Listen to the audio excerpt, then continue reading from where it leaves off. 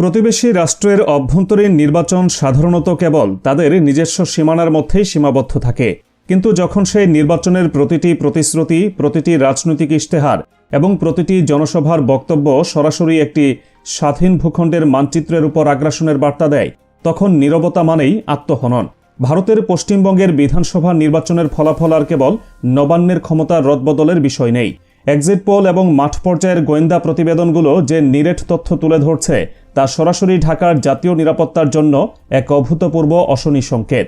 বিভিন্ন নিরপেক্ষ ভোটার সমীক্ষা এবং মাঠ পর্যায়ের গোয়েন্দা প্রতিবেদনগুলো একটি সুস্পষ্ট চিত্র তুলে ধরছে, যেখানে পশ্চিমবঙ্গের দীর্ঘ 15 বছরের শাসক দল তৃণমূল কংগ্রেসের পতন এবং ভারতীয় জনতা পার্টি বা বিজেপির উত্থান প্রায় নিশ্চিত। দিল্লির ক্ষমতার কেন্দ্রবিন্দু থেকে এই গেরুয়া ঝড় যদি কলকাতার নবান্নে আছড়ে পড়ে, তবে তা ঢাকার জন্য এমন এক অশনি সংকেত বয়ে আনবে, যার মাত্রা অনুধাবন করা এই মুহূর্তের সবচেয়ে জরুরি বিষয়। কারণ এই নির্বাচনের ফলাফলের উপর ভিত্তি করে বাংলাদেশে ধেয়ে আসতে পারে এক নতুন মাত্রার বন্যা, সীমান্ত আগ্রাসন এবং রোহিঙ্গা সংকটের চেয়েও কয়েকগুণ ভয়াবহ এক জনতাত্ত্বিক বিপর্যয়।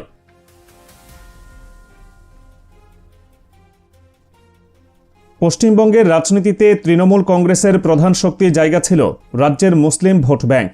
অন্তত 130টি বিধানসভা কেন্দ্রে এই ভোটাররা এককভাবে জয় পরাজয় নির্ধারণ করার ক্ষমতা রাখে। মুর্শিদাবাদের মতো জেলায় এই হার 68%।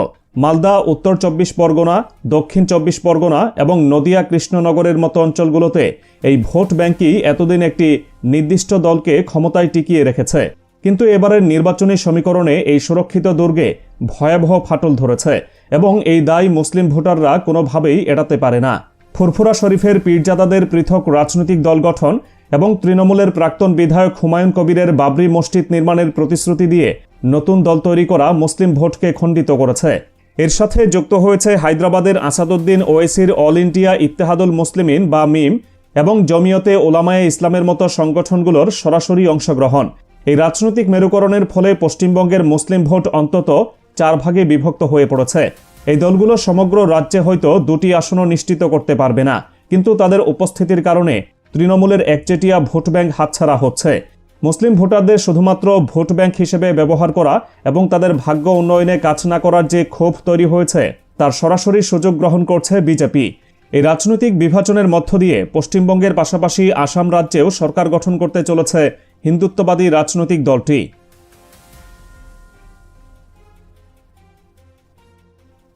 দিল্লির ক্ষমতা যখন নবান্নের নিয়ন্ত্রণ নেবে, তখন তাদের প্রচারণার মূল হাতিয়ার অনুপ্রবেশকারী হটাও নীতি একটি পূর্ণাঙ্গ রাষ্ট্রীয় কর্মসূচিতে পরিণত হবে।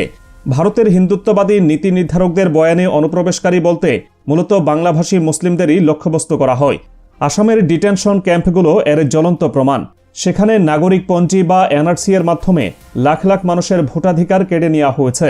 কিন্তু পশ্চিমবঙ্গের ক্ষেত্রে এই সংখ্যা লাখের ঘরে সীমাবদ্ধ নয়, এটি কয়েক কোটির বিষয়। সামরিক শক্তি এবং রাষ্ট্রীয় প্রশাসন ব্যবহার করে সিএএ এবং এনআরসি এর মাধ্যমে এই বিশাল জনগোষ্ঠীকে রাষ্ট্রহীন করার একটি সুনির্দিষ্ট ব্লুপ্রিন্ট প্রস্তুত করা হয়েছে। এরপরেই কয়েক কোটি মানুষকে অবৈধ তকমা দিয়ে পুশিন থিওরির মাধ্যমে বাংলাদেশ সীমান্তে ঠেলে দেওয়ার প্রক্রিয়া শুরু হবে। 12 লাখ রোহিঙ্গা শরণার্থীর ভারে ইতিমধ্যে অর্থনৈতিকভাবে বিপর্যস্ত বাংলাদেশের জন্য এটি হবে এক ধ্বংসাত্মক জনতাত্ত্বিক আক্রমণ। যদি আরও 2 বা 3 কোটি মানুষ রিফিউজি হিসেবে বাংলাদেশের ভেতরে প্রবেশ করে, তবে দেশের সামগ্রিক অর্থনীতি, খাদ্য নিরাপত্তা এবং আইন শৃঙ্খলার সম্পূর্ণ পতন ঘটবে। এটি কেবল একটি মানবিক সংকট নয়, এটি একটি স্বাধীন রাষ্ট্রের ডেমোগ্রাফিক কাঠামো ধ্বংস করার সরাসরি পদক্ষেপ।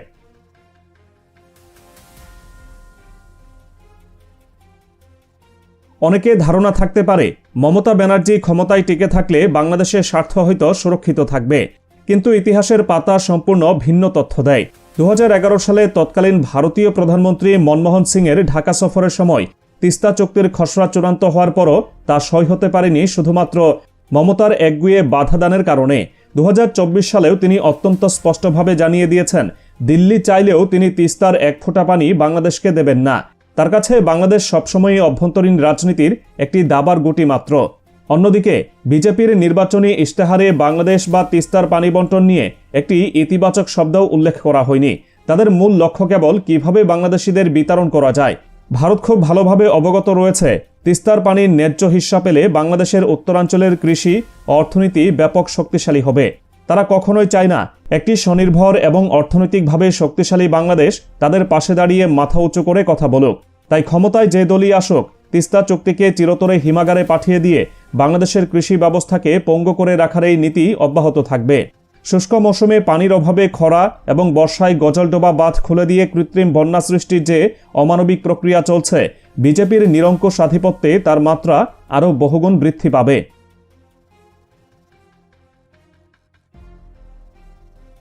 সীমান্ত ব্যবস্থাপনার বিষয়টি আরও সরাসরি এবং বাংলাদেশের জন্য চরম উদ্বেগের।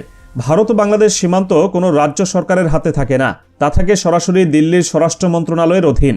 দীর্ঘদিন ধরেই সীমান্তে ট্রিগার হ্যাপি নীতি অনুসরণ করে আসছে ভারতের সীমান্তরক্ষী বাহিনী। সাধারণ নিরীহ মানুষকে পাখির মতো গুলি করে হত্যার ঘটনা সেখানে নিত্য নৈমিত্তিক। পশ্চিমবঙ্গে বিজেপি সরকার প্রতিষ্ঠিত হলে এই আগ্রাসী নীতি এক চরম দম্ভের আকার ধারণ করবে। দিল্লি মনে করবে পুরো সীমানা এখন তাদের সরাসরি এবং নিরঙ্কুশ দখলে। এই সুযোগকে কাজে লাগিয়ে ভারতের মূল ভূখণ্ডের সাথে উত্তর পূর্বাঞ্চলীয় 7 সিস্টার্স রাজ্যগুলোর নিরবচ্ছিন্ন যোগাযোগ বা কানেক্টিভিটি স্থাপনের মাস্টার প্ল্যান বাস্তবায়ন করতে চাইবে তারা। এই রাজ্যগুলোর নিরাপত্তা ও বাণিজ্যের জন্য বাংলাদেশের ভৌগোলিক অবস্থান ব্যবহার করা ভারতের জন্য অপরিহার্য। একদিকে সীমান্তে পশ্চিমের ভয়াবহ মনস্তাত্ত্বিক চাপ তৈরি করা হবে, অন্যদিকে সেই চাপ প্রশমনের শর্ত হিসেবে বাংলাদেশের ভেতর দিয়ে সামরিক ও বাণিজ্যিক ট্রানজিটের পূর্ণ নিয়ন্ত্রণ দাবি করা হবে। ভারত যদি বাংলাদেশের 3 দিক দিয়ে এমন রাজনৈতিক ও ভৌগোলিক অবরোধ তৈরি করতে সক্ষম হয়, তবে নিজস্ব বন্দর, রাস্তাঘাট এবং আকাশসীমার ওপর থেকে ঢাকার কার্যকর নিয়ন্ত্রণ ছিটকে পড়বে। এটি একটি স্বাধীন রাষ্ট্রের সার্বভৌমত্বকে ধীরে ধীরে পঙ্গু করে দেওয়ার একটি নিখুঁত ছক। রাজনৈতিক ও ভৌগোলিক আগ্রাসনের বাইরেও একটি বিশাল সামাজিক ও সাম্প্রদায়িক বিপদের মুখোমুখি দাঁড়িয়ে আছে বাংলাদেশ। আরএসএস সমর্থিত বিজেপির রাজনীতি মূলত ধর্মীয় মেরুকরণের উপর ভিত্তি করে পরিচালিত হয়। 2014 সালে ভারতের কেন্দ্রীয় ক্ষমতায় আসার পর গোরক্ষার নামে সেখানে যে ভীতিকর পরিস্থিতি তৈরি করা হয়েছে, তার সরাসরি আমদানি হবে পশ্চিমবঙ্গে। নির্বাচনী প্রচারণায় বিজেপি নেতারা একাধিকবার ঘোষণা দিয়েছেন, ক্ষমতায় এলে তারা মসজিদের মাইকে আজান, খোলা ময়দানে ঈদের নামাজ, জুম্মার নামাজ এবং গরু কোরবানির মতো ধর্মীয় অনুষ্ঠানগুলোর উপর কঠোর বিধিনিষেধ আরোপ করবেন। সরকার আইন করে এমন কোনো সিদ্ধান্ত পশ্চিমবঙ্গে চাপিয়ে দিলে তার সরাসরি উত্তাপ কাঁটাতারের সীমানা পেরিয়ে বাংলাদেশেও এসে পড়বে। একটি প্রতিবেশী রাজ্যে রাষ্ট্রীয় পৃষ্ঠপোষকতায় যখন এমন সাম্প্রদায়িক নিধন বা বিধিনিষেধ তৈরি হয়, তখন তার প্রভাব পার্শ্ববর্তী দেশে পড়া অবধারিত।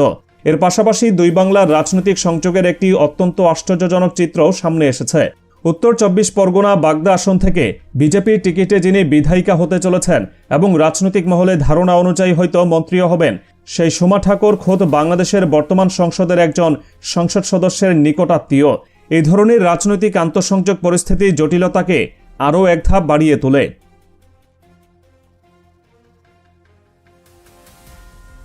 ইভিএমের ফলাফল কেবল পশ্চিমবঙ্গের মুখ্যমন্ত্রীর নাম পরিবর্তন করবে না, বরং বাংলাদেশের ভবিষ্যৎ নিরাপত্তার মানচিত্রকে নতুন করে সংজ্ঞায়িত করবে।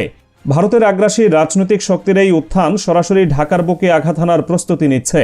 কয়েক কোটি মানুষকে পোষণ করে নতুন রিফিউজি সংকট তৈরির ষড়যন্ত্র, তিস্তার পানি আটকে রেখে অর্থনৈতিক অবরোধ এবং ট্রানজিটের নামে সার্বভৌমত্বের উপর হস্তক্ষেপ, সব মিলিয়ে বাংলাদেশে এক নজিরবিহীন খাদের কিনারায় দাঁড়িয়ে আছে। ভারত প্রকৃত বন্ধু হতে চায় নাকি পুরো অঞ্চলকে নিজেদের আজ্ঞাবহ ভূখণ্ডে পরিণত করতে চায়, তার অকাট্য প্রমাণ এই নির্বাচনের পরেই হাতে নাতে পাওয়া যাবে। 18 কোটি মানুষের এই রাষ্ট্র কোনোভাবেই অন্য কোনো দেশের ডাম্পিং গ্রাউন্ড হতে পারে না। অভ্যন্তরীণ রাজনীতি বা দলমত নির্বিশেষে এই তেজস্বী জাতিকে তার নিজস্ব অস্তিত্ব রক্ষার জন্য এখনই একটি সুদৃঢ় অবস্থান গ্রহণ করতে হবে। স্বাধীন ভূখণ্ড হিসেবে টিকে থাকার এই ক্রান্তি লগ্নে সজাগ দৃষ্টি এবং জাতীয় ঐক্যের কোনো বিকল্প নেই। দিল্লির একপাক্ষিক সিদ্ধান্ত চাপিয়ে দেওয়ার যে কোনো ব্লুপ্রিন্ট রুখে দেওয়ার প্রস্তুতি এখন সময়ের সবচেয়ে বড় দাবি।